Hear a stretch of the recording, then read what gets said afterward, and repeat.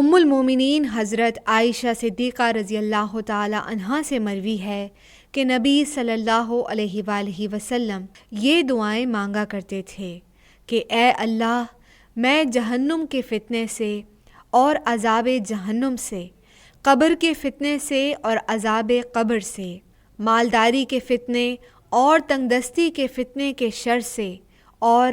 مسیح دجال کے فتنے سے تیری پناہ میں آتا ہوں۔ اے اللہ، میرے گناہوں کو برف اور اولوں کے پانی سے دھو دے، میرے دل کو گناہوں سے اس طرح پاک صاف کر دے جیسے تو سفید کپڑے کو میل کچیل سے صاف کر دیتا ہے، اور میرے گناہوں کے درمیان مشرق و مغرب جتنا فاصلہ پیدا فرما دے۔ اے اللہ،